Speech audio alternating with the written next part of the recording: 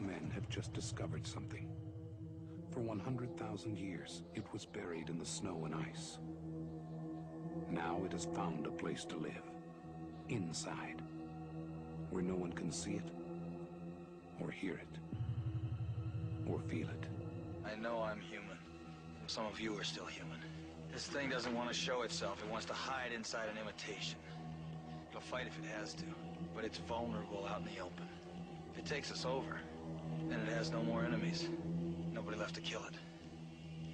And then it's won. You guys gonna listen to Gary? He can beat one of those things!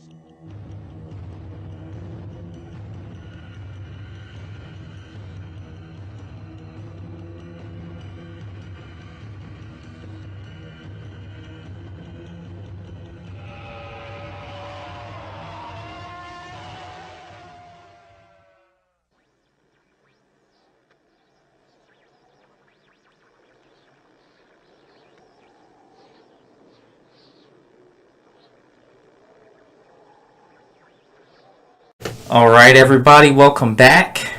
We are here again in 2019. I'm here with my friend Mike and my friend Nick. We just got finished watching The Thing of John Carpenter, this thing from 1982. But first, we're going to tell you about the prequel, so you can start it off. You know a little bit more about it than I do. Well, first of all, since this is our first video of the new year, I'd like to wish everybody a happy new year. I hope everybody had a great holiday. So anyway, all right. So first of all, let's go with a little history. Mm-hmm. The Thing was originally made in 1951. I don't know if you remember that version or not. It had James Arness, who was mostly known for his famous role as Marshal Matt Dillon in Gunsmoke. He played the Thing. Yeah. So that was made. That was the original back in 1951. So okay. So we have 2000. This is the 2013 version, which, believe it or not, you would watch first between 1982 and this one. This is the one you watch first. This is actually a prequel, and everything leads into the 1982 version. So it starts off. It co-stars Mary Elizabeth Winstead, who plays Kate Lloyd. She's a scientist. And she meets some other scientists, and they tell her about the Thing, about where the ship was, and they go to, what was it, Antarctica? Yeah. Antarctica, right? So they go out there. Yeah. And and being the curious one of the other scientists, they wanted to study it and everything. So of course they wanted to take the Thing out of the ice, the frozen. So for people who don't know, like, what is the Thing? Like. Is it like an alien or? It seems. I mean, technically it's from outer space, so I guess it would be considered a creature. Considered, yeah. Yeah. So they take it back. So they take the Thing back to the to the place. Eventually, they try to thaw it out. The ice melts, and of course, eventually it splashes up in the air, and it's free after over 100,000 years, and then goes and starts. Then the kills basically. The gun begins. Because the movie never told you where the spaceship came from. No, it didn't. So it's already in the ground. Yeah, you figure 100,000 years ago, you're looking at maybe like dinosaur. Well, maybe not dinosaur age, but caveman era. Yeah, like the caveman ice age era. Yeah, the thing was around back then. You could be looking at all that. I mean, especially since the equipment was destroyed in the prequel too. Right. Along with all the data, data that was data that was stolen. And basically, and don't forget, they supposedly you think they killed the Thing because they used they torched it with the flamethrowers and all that. Then of course, eventually that's when it I guess you could say started to spread. And, eventually, and that's what led into it starting to come into people's bodies, and it would imitate them, and then it could imitate the voice too. Yeah. Like the emotions in the voice. Right, it's like you're right. They're talking regularly, and then out of nowhere, you just they start shaking, and all of a sudden, and then they pops out of their head, and they explode. What did it? Because I remember, like, when the dog first got there, like, what did the dog spray on the other ones? It was like some stuff that he sprayed on them. Oh, so now we're going to 1982 now. Well, basically, which, by the way, one more thing, too. As we said in the prequel, pretty much the same as 1982. That they try to kill the thing at the end, and basically they do. Well, basically they do at the end. After everybody gets killed, and then Mary Elizabeth Winstead survives at the end, and she, of course, she blew up the thing at the end, and then. Don't forget the other survivor, Lars. Remember Lars too? Yeah. Yes. He was the one. He was the one when he saw the one dog, and they chased the. Then eventually him and another guy went in the helicopter and they chased the dog. He was the one with the earring.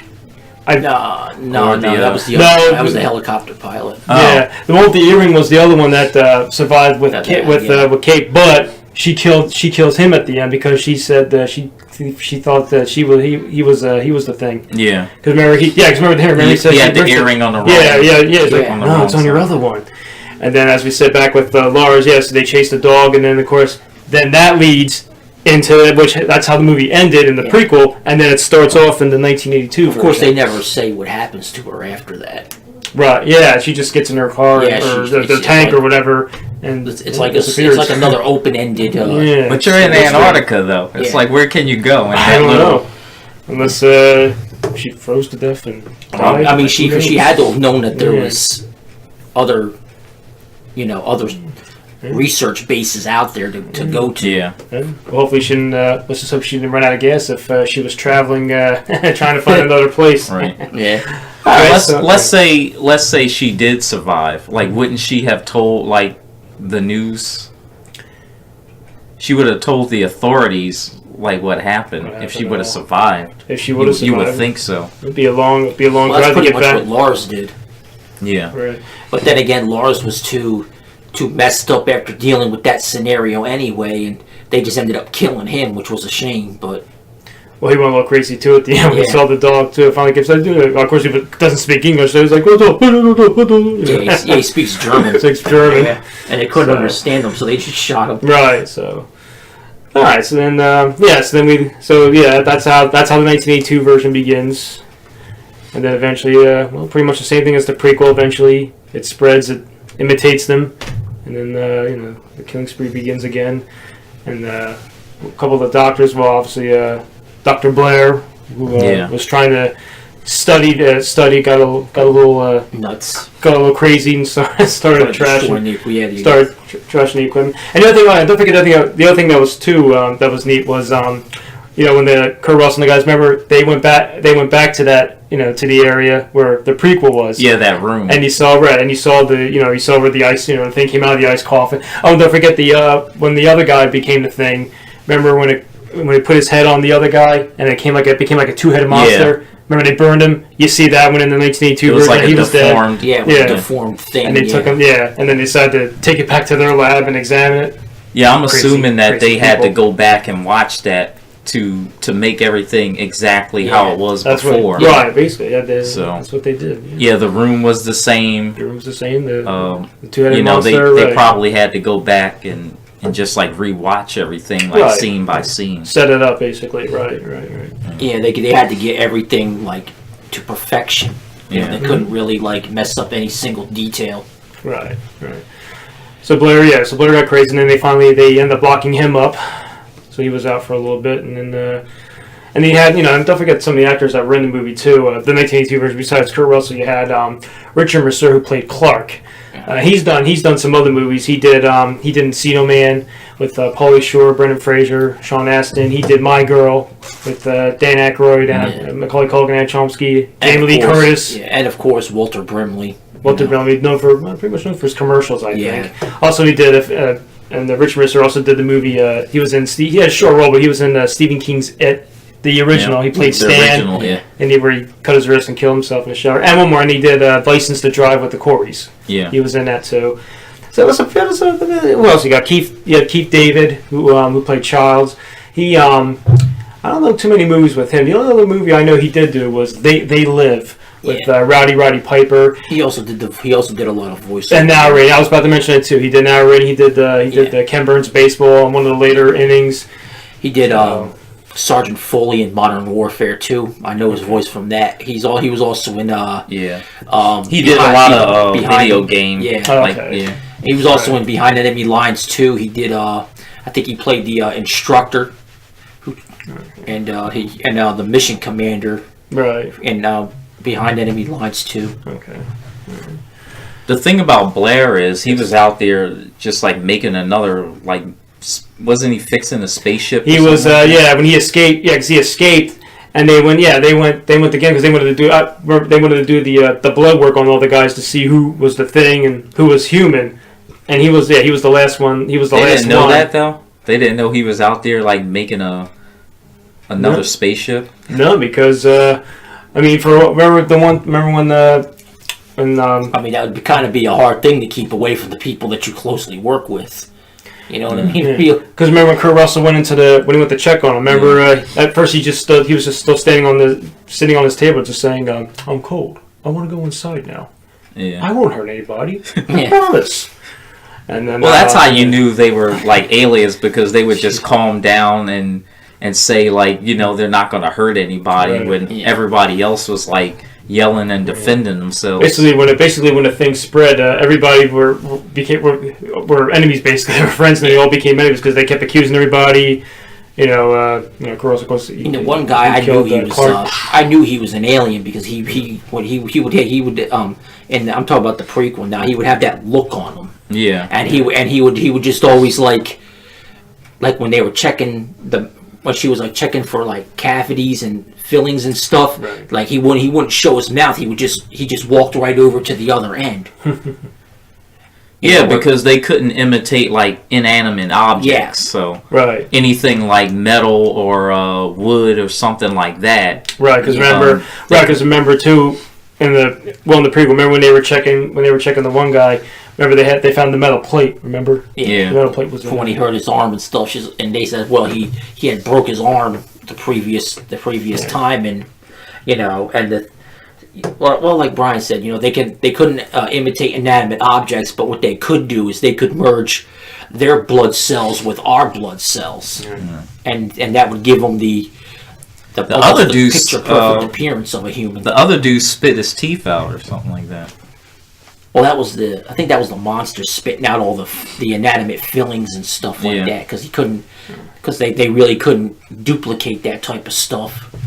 Yeah, the first movie had like 2 females, and the original version it was like all men. It was all men in that one, right? So I noticed that too. They changed it up a bit. Yeah. Right, and the ET version, that to me had a lot of crazy death scenes in that one, in my opinion. Yeah. Especially with the one doctor giving the one guy the shock treatments, and the thing bit his hands, and his hands came off, and he passed out. Then they had to burn him because he was already infected. Yeah. Right. They burned him because his hands would have grew back. Right. Eventually, it's just. Right. That's what it was. They didn't want to waste time. As soon as they became the thing, they had to burn and torch it right away. And as you said with the because the prequel, even in the prequel, they proved that even as you were mutating, if a part of you breaks off, then that part would just turn into a thing and walk around and start infecting everything. Right. Because remember when the one guy. I don't know if was he dead or not. Remember they were carrying him, and all of a sudden, remember his hands came off, and they started crawling. Remember? Yeah, they burned him first. Right. Okay. Yeah, they burned him, and then I guess like the limbs came off, and it can like reanimate. Right. It grew back. Well, same thing, and that's when like I said, that's when he put his head on the other guy, and then eventually they became two stuck together. Yeah. His head was attached to him. So. Well, it would have been 2 because it was like basically making a copy of him. Right. So they burnt it before like that. And that was the two-headed thing. The two-headed thing was the one they took back in the 1982 version to study. So that was that was basically the one that was causing all the trouble. Right. It started it all. Yeah. What I was trying to figure out is like what they were doing in Antarctica to begin with. Like they were scientists, but like what were they doing out there? Like why go to Antarctica? They were just curious. They wanted to see I don't know what was out there. I guess out there. Honestly, Lars came. I didn't want to say nothing, but I think in a way they kind of got this off of a true event that happened in Antarctica, but the crew wasn't American or German; it was a Russian crew, and the thing was actually an octopus. It was like an old octopus, a species of octopus that hasn't been found on this earth, and it was frozen in a lake in Antarctica, and it could imitate a human being. Yeah. And it could shoot neurotoxins and paralyze a human, and the Russians fought it off, and I think they still have it in their country, but this is just secondhand reports that I'm telling you guys. I don't know how true it is, but Probably. yeah. I mean, Hollywood always gets these stories from somewhere. Yeah. Well, and even the scene where the thing comes out of the ice, the frozen, it did look like an octopus because it looked like it had a bunch of arms, arms and legs flying around. So it definitely looked like it. So One thing they did get right, like even in the prequel, was the monster. Yeah. Like I noticed when they was doing the autopsy, it was basically the same. Right. Like all the colors and stuff. right, and it was burned too. So. It was burned up. Yeah, because I mean, they really can't. If you're going to do a prequel, you really can't stray too far away from the original. You could take some liberties, but you can't really take away everything. You know what I mean? At least there was like no kids in these movies. No. Nah. like I don't know if you remember, like with Aliens, like there was the first Aliens, and then the second one that had like a kid, and then I don't know if the third one did, but there was like the fourth one like had kids. I never saw the third one. I saw the first one. I believe I saw the second one, but I don't think I ever watched the third one yet. Yeah. When I first saw this, I was like, thank God there's no like kids in this movie. Right. Of course, what would they even been doing out there anyway? But I mean, you're like light years away from Earth. You know what I mean? And, I don't see why kids would be there, but they are. And then you don't want to take them out in the cold weather. Well, not only that, putting kids in movies like this, it's always like some side story where you got to rescue them, and they're doing something that they're not supposed to be doing. Right. And then a group of survivors that could have gotten away, you always end up losing a couple more just rescuing the kid. Yeah. So basically, towards the end, it comes down to Kurt Russell and a couple of the guys with the dynamite. At the end, right? Eventually, yeah. Well, at first you find out Childs was alive at the end too, but then you see it's actually Blair. Blair is the monster at the end, if you remember. Yeah. You see half his face, and you see the thing's mouth wide open. Yeah, and then he threw the dynamite, blew him up to death. And then and that's the other thing too. At the end of the movie, then you see Childs comes. Which the prequel also did the same thing. Did the same thing, right? Exactly. Instead of C4, it was a grenade. A grenade instead, right. Yeah. Yeah. Right. And that's the thing too. And then at the end, where Childs comes at the end, and then then they're just sitting there. Remember, they just said at the end, "What are we gonna do?" I think it's like, "What are we gonna do?" Nothing. And they just sat there. There's nothing else to do. There's nothing else to do, so except drinking. Here's the thing. Where did they get that drink from? Remember, Childs started drinking that. Like, he had like a backpack on, I think, with the whiskey. But he basically played an alcoholic scientist anyway, so he could have hid bottles of wine or whiskey anywhere. Yeah. Right. Well, same thing with Kurt Russell. In his room, he was drinking he was drinking wine or something in his room, I think too. So. Yeah, I remember the part where he says, like, I just want to go back to my room and get drunk. Yeah, that's what he was telling the guy, right? Because he wanted to talk to him in the Fuchs. It was Fuchs, I believe. He wanted to talk. He was the one that said, "We need to talk." Yeah. So basically, Kurt Russell and Childs they were the survivors at the end, and as we said, they just stood there and I guess waited to see if maybe somebody would come to the rescue, save them, and take him out of town. So. Well, they only had what was it, like 2 helicopters? It was only a couple, right? One blew up, and Blair destroyed the rest of them. Yeah, he destroyed the second them, one. and he killed the dogs. He killed the rest of the dogs too. Which Clark with an axe. Which Clark was disappointed. He loved those dogs. So. Yeah, Lars lost his dog too, but the thing killed that one. So I mean, it's still a tragedy, but you know, it's always like animals really don't have the best of luck in horror movies neither. No, that's like Lester in Halloween, the original Halloween movie. Remember with Myers? The dog always gets killed in every horror. Got on top of Michael Myers and he shot. I guess he. I mean, you just see his feet, but I guess he choked him or something. He's like barking, from the phone. Not that we don't like dogs, but dogs, you know, Yeah. they just never make it. Yeah. But this, I think it was a Siberian Husky. Yeah. Yeah, those are pretty nice dogs too. And they're also adapted. They're also used to that terrain too. Yeah. But unfortunately, the thing had to take over the one husky dog. Yeah, Lars's dog. Yeah. Lars's dog. And that explains why when the guys were wondering why are they trying to kill this dog. Well, you found out. Yeah. And then the Childs had the flamethrower and burned him. Well, at first I didn't think they could even mimic an animal, but you know, then that one girl found out it was just like organic creatures. Yeah, so. it was just like organic, like life forms. They couldn't fuse to a. Another thing is, it tried to. If you notice, with the dead body in the prequel and in the first one, it tried to fuse to the dead body, but it couldn't do it. Right. So that's another thing they can't really. It has to be a living organic subject in order for them to fuse to it. Yeah. Didn't they say something about like it has to be alone with you too? Yeah. Yeah. Because it has to get to know you. Yeah. And the thing is, you don't even realize that They had to learn your personality. Yeah. To learn your and you don't even personality realize. traits. And the thing is, you don't even realize. Unless that the things like on you or you don't realize it. You just go about your business.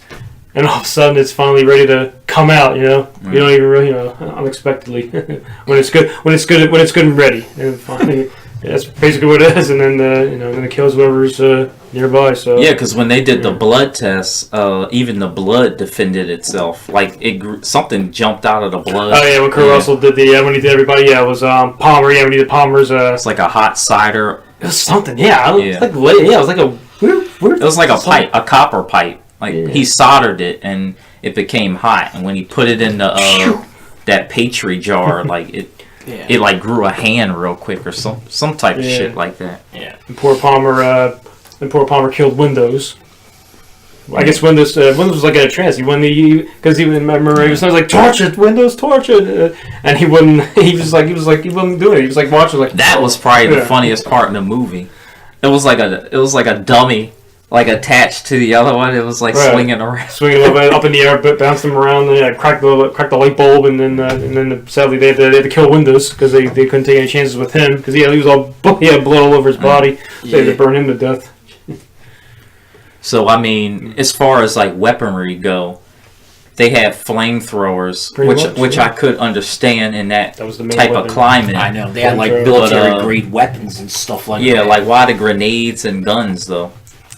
Like what were they expecting? I don't know. And then, of course, they had the fire extinguishers to put out the fire. Well, in the prequel, they said, they were trying to get to basically like Kurt Russell's campsite. Oh, okay. Yeah.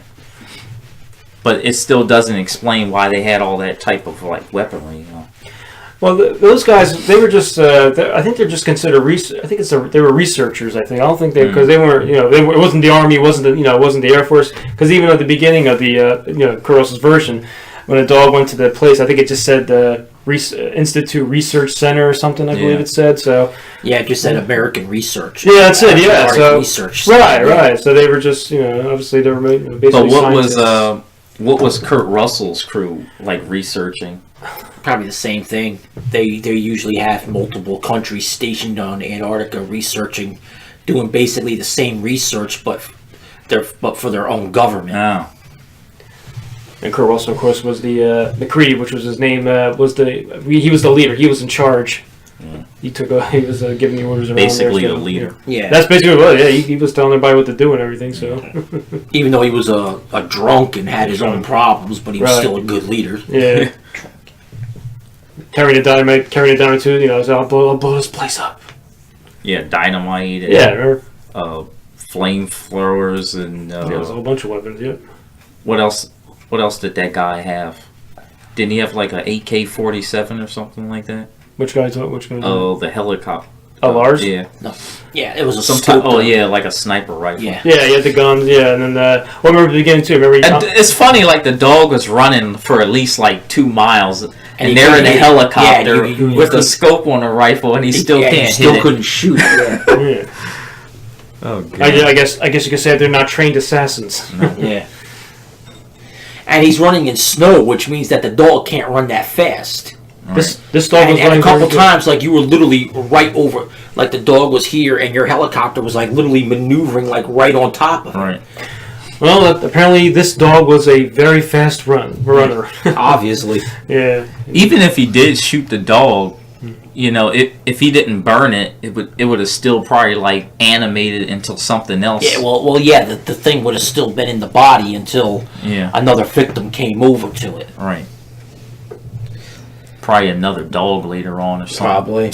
Or probably some other Antarctic, some other Bear, mysterious yeah. Antarctic Maybe a creature bear, that we don't know yeah. about. Yeah. Maybe a bear, polar bear or something. Yeah. Because they usually don't they usually smell blood, bears or something? I don't think there's any bears in Antarctica. I don't think there is either.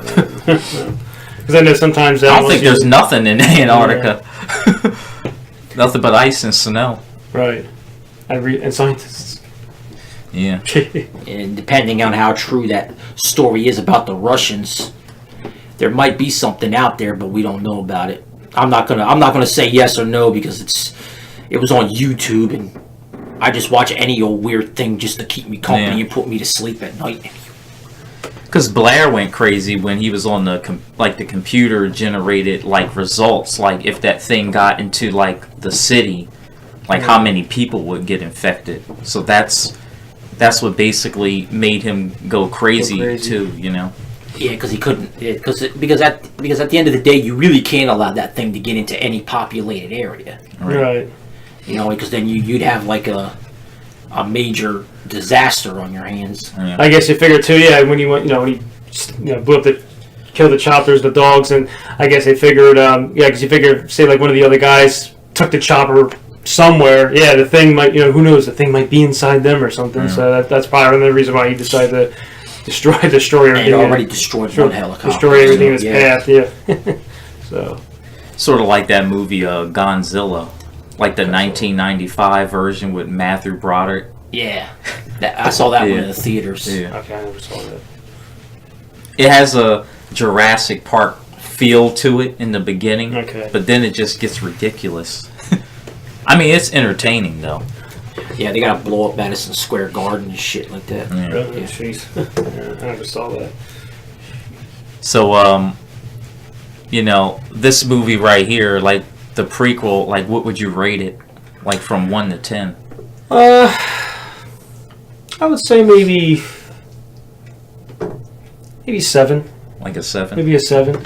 I mean, I enjoyed. I enjoyed watching it. I thought, and I thought because I caught on. Eventually, I started to catch on that it was a prequel when finally, obviously at the end with the dog running and all. And I finally was like, oh yeah, how you like that? I was like, oh, it's a prequel. So I mean, I think they're both good. I enjoyed The characters that. didn't have, you didn't feel too much for the characters, maybe except for that girl and that other guy.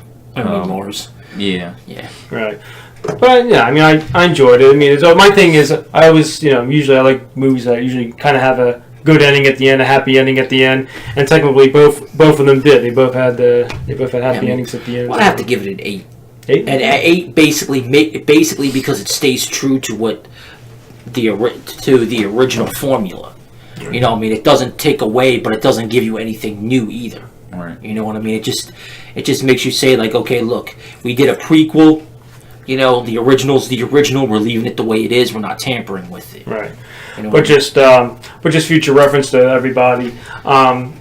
If you haven't seen either one of them, watch the 2013 version first. Right. Because that's the prequel. And then go in, and then next would be the Kurt Russell version from 1982. So if you haven't seen them yet, as we said, watch the 2013 version and then the 82 version next. So Right. and I think you'll enjoy them if you're as we said, for you horror movie fans. If If you want to, if you or sci-fi too, good stuff. If you like to watch gory, Of course, gory most scenes. people our age have probably already seen the 80s version. So, Yeah, or if you're just into like extraterrestrial stuff, because it basically bridges all three genres: horror, sci-fi, and yeah, because to be honest, I didn't even know they had a prequel until you told me, so. I'm the I'm the movie collector, ladies and gentlemen. So I'm on top of these movies.